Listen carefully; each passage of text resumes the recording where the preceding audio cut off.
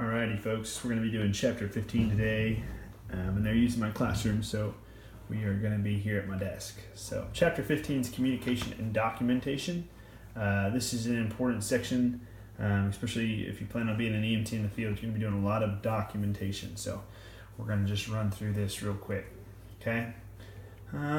So, communication systems and radio communication, quite a bit of this over our test throughout the rest of the class. So, we use various communication systems. We use radios, one-way pagers, cell phones, and landlines to communicate. A radio system consists of multiple things. We have base stations here at all of our stations. Each one of the houses has a base station that they use. We have mobile radios out in the trucks that are attached to the trucks. Then we have our portable radios. You'll see us walk around with those. That's how we communicate with dispatch. Anytime we're outside of the truck, we're just out operating in the field. Repeaters are devices that grab that radio communication, and then they literally just repeat it out to the closest tower or repeat it to the dispatch center. Obviously, you guys know what cell phones are, and then telemetry. We're going to go over all that stuff in depth. So here you go. Here's a good picture. There's a portable radio out there. It hits the closest repeater, and then the repeater shoots it on to the dispatch center. Vice versa, a base station, same thing, similar to a portable. Base station's attached, probably has an antenna up top. It's going to go either straight to the dispatcher, or it could go out to a repeater and then hit wherever it's going. It could also be going out to that EMS unit that has a portable or a mobile inside of it. So repeaters are an important function of a lot of radio systems. They help get that information from one location to another. You got to think, if I'm on one side of the county without repeaters, I'm never going to be able to hit that tower to get it to the dispatch. I'm not going to be able to get it to the dispatch center. I've got to hit repeater towers to jump me over across the county. So our radio communication is regulated by the FCC. They assign license and different frequencies for which we can operate off of. They establish rules regarding our language. So, cursing on the radio is against the FCC. It's a violation. They supposedly monitor radio traffic.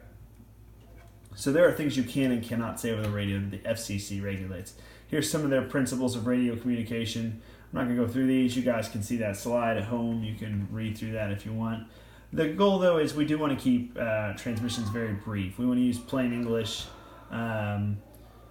We don't want to use people's names. We avoid the niceties, the pleases, the thank yous, you're welcome.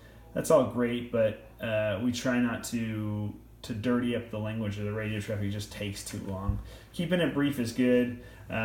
We don't want to speak really fast. It makes it harder to understand. But you're going to see a lot of this in the field as well. When we get in there, you'll notice some people talk way too fast and you can't understand a word they say, or they muffle their mic because they're like eating it. It's like up at their face. That's not good either. So there's a lot of good notes here. I just don't want to go through them all today. So throughout the call, initial call comes via telephone to the 911 dispatcher. Without prompt and efficient dispatch, we would have a delay in our services. We could be sent to the wrong location. That does happen on occasion. If two units key up at the exact same time, simultaneously, one will be heard by whoever's closest normally. So our system, we have a voting repeater system. So if you're closest to that person that's talking, you're going to hear that person. Otherwise, the other person's going to generally key over. Often dispatch will confirm receipt of transmission by repeating part of it back. So what we try to do is what we call closed loop communication.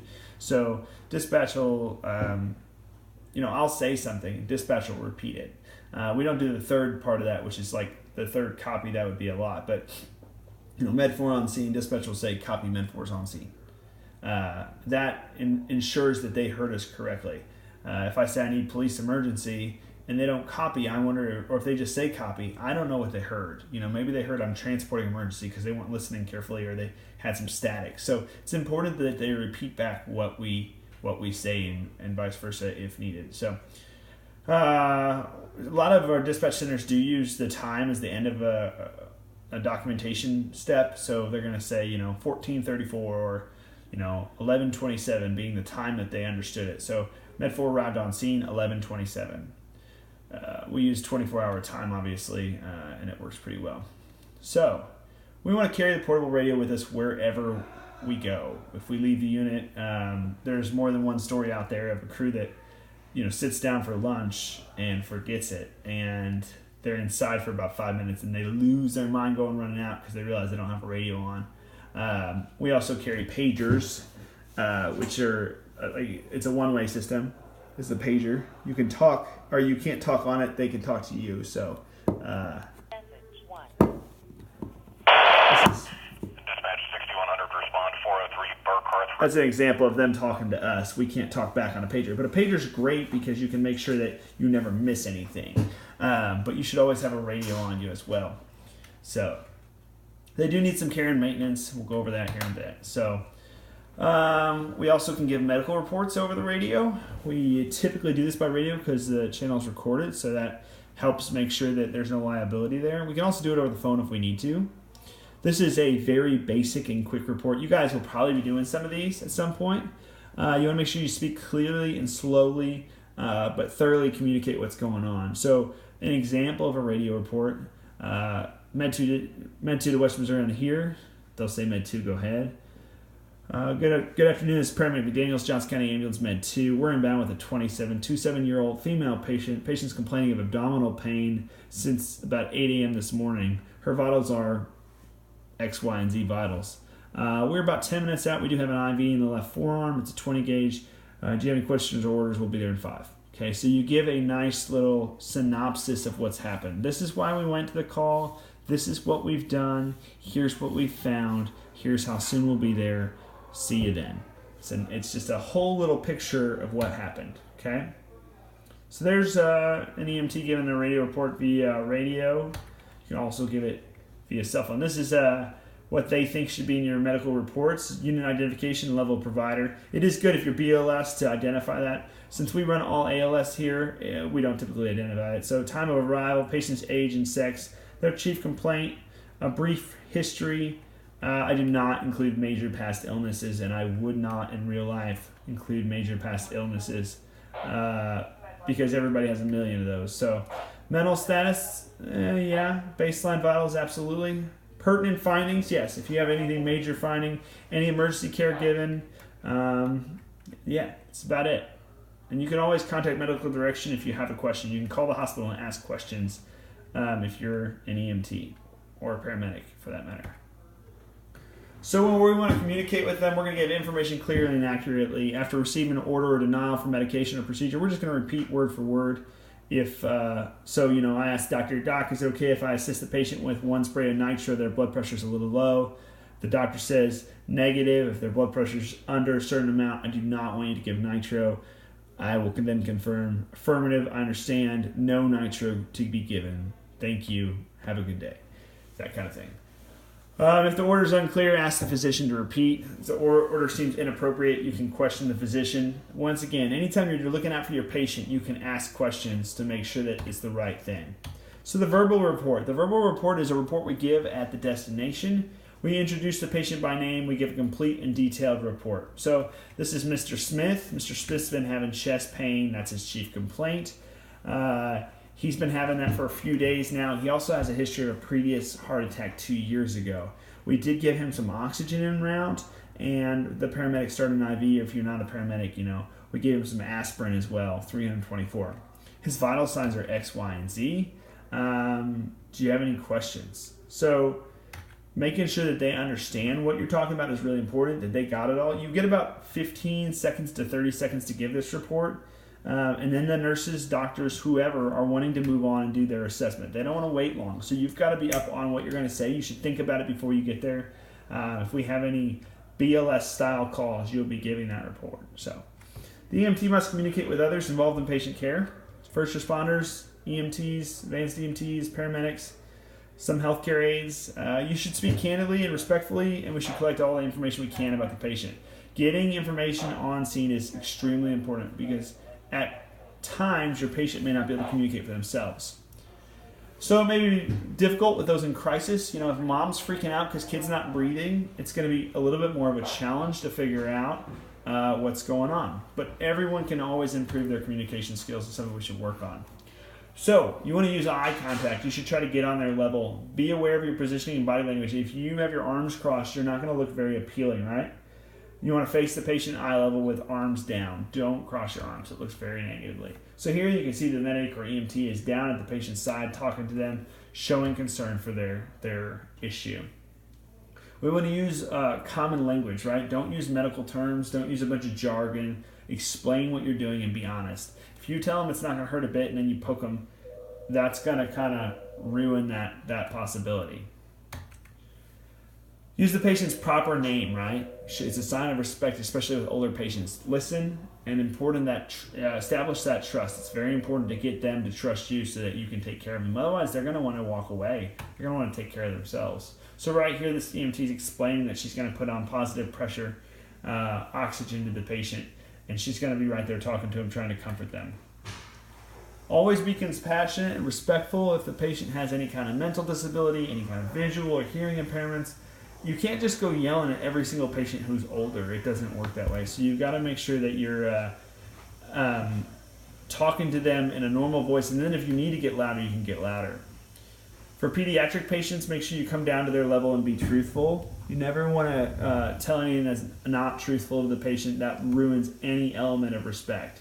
It's a great idea to use a doll as a technique to kind of show off what you're going to do to them. See, Dolly's fine, you're going to be fine too. Not all kids are this happy, most of them are screaming, so we have to kind of deal with that.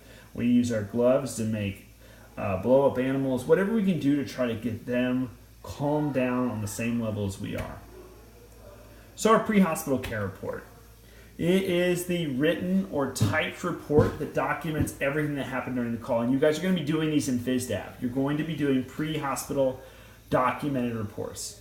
There's several forms. We have handwritten, laptop, tablet, pen-based, whatever you want to do, right?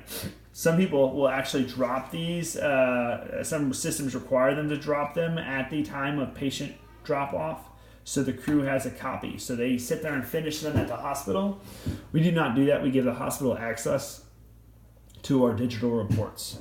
So the patient care record, it documents findings and treatments. It conveys a good picture of the scene, an adequate display.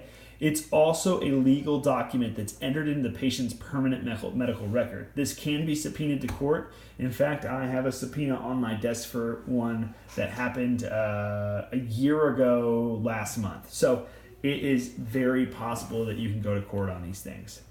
It may help patient win a case. It may be used against you in the case of negligence or any liability. So make sure you document. If you don't document it didn't happen, you need to make sure every detail of everything that happened is in your report. Some people really slack on their reports and they don't realize what kind of liability they're not only opening themselves up to, but their agency up to. The reports also give us insurance information and billing information. Every single EMS agency out there in the world runs off of billing. Okay, we have to be able to bill calls. Doesn't mean that we don't care about the patient first. Patient care is always our number one priority, but you have to be able to bill. So if you're not collecting the information your billing department needs, you're hurting your entire agency. You're hurting your chance at a raise in the future. You're hurting everything because your whole agency depends on bringing in that money as well. The care report is the foundation of education and research in our field, right? We can do clinical data, statistics, we can do continuing education, we can track your EMT personal experience, which is what we're going to do with FISDAP, why you have to document every skill you do, because I want to know what you've seen and what you need to see. Same for our medics. I can see how many times each one of our paramedics have intubated in the last year, the last 6 months, the last 2 months. I can see if we need to send somebody for additional intubation training. I can see how many times they've done an IO, which is where we drill into the bone. I can see how many times they put on a tourniquet, how many times they've criked somebody, where we cut somebody's neck and put a tube in the middle of their neck. Those things are not available without good data, and that good data allows us to make our people better. Quality improvement is a significant function of the EMS reporting. We do a quality improvement reviews on about 30% of our calls.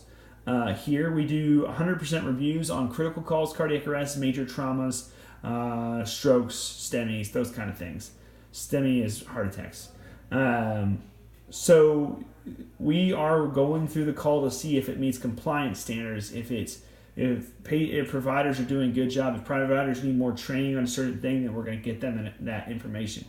Our quality improvement here is not punitive. It is about making our people better so that we do the best we possibly can. And that's what it's all about, revealing opportunities for improvement. We're trying to reveal opportunities for improvement. National Highway Traffic Safety Administration says there's more than 400 elements. The minimum data sets are available nationwide. They actually set what has to be in our reports, and then we can add additional things after that. So they set the beginning. The run data.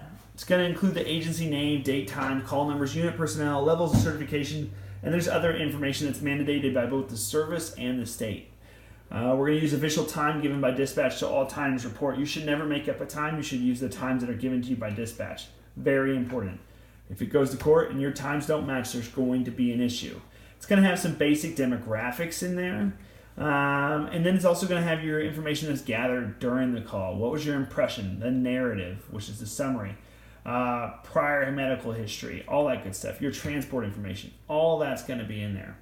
Then there's going to be some objective information. In the narrative, there's going to be observable, measurable, verifiable. And you do need to know the difference between objective and subjective. Subjective information is subject to interpretation or opinion. It's normally the stuff reported by the patient.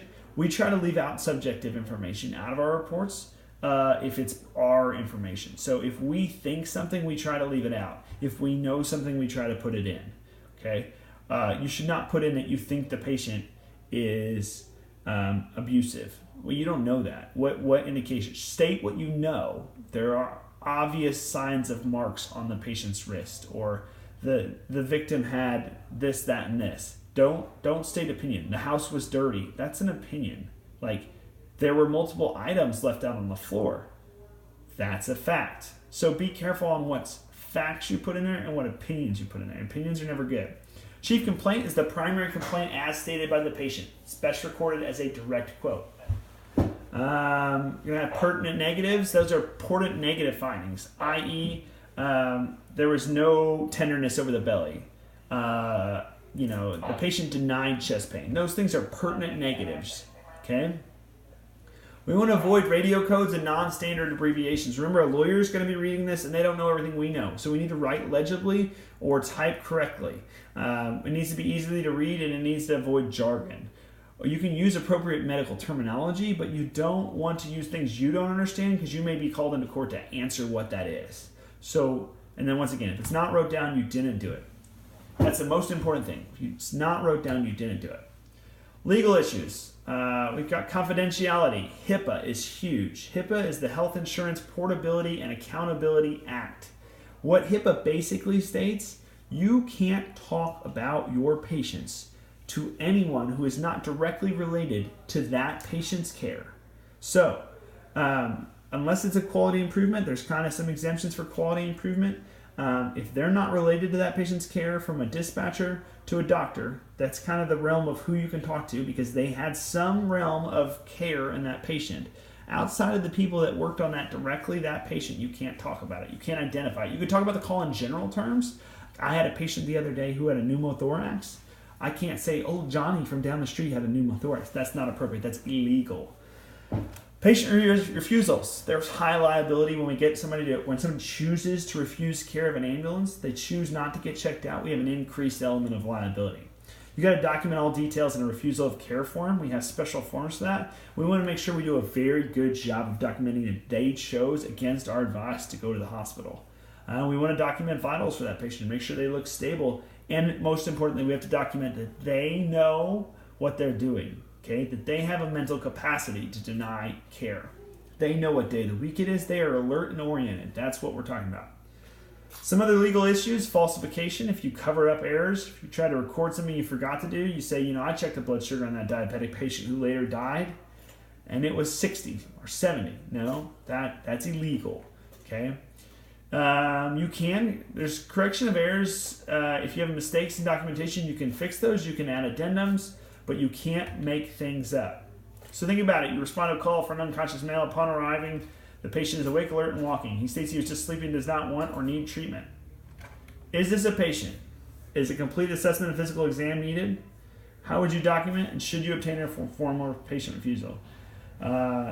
If the patient completely denies and they're not the one that called 911 in our system, you do not need a refusal, but you do need to get some basic information. If they called 911 and now they've changed their mind, you absolutely need a refusal. If you think they're sleeping and they shouldn't be sleepy, you should absolutely get a refusal. Why are they sleeping in the middle of the day? What's going on that makes them different than the normal patient? Some special situations. You got multiple casualty incidents. It's a logistical nightmare for us, okay? There may be more patients than we have ambulances for in our entire system. So we're going to provide care and evaluation by several providers at different times at different locations. We have multiple providers coming in and out trying to help out. These calls require extreme organization and good communication. So the first on-scene unit should be providing information on how many patients we have. That's the most important thing they can do. Before they can even truly triage what's wrong with them, they should put out a patient number. So I'm on scene as Med 4. Med 4 is on scene. We have approximately 20 patients. That gives everybody in the entire system an idea of how serious this is. Then the next communication they should come back with is a triage of how serious those patients are. Dispatch, we have 2 black patients. Black means dead or expecting death. Red means critical. We have 10 critical. Yellow is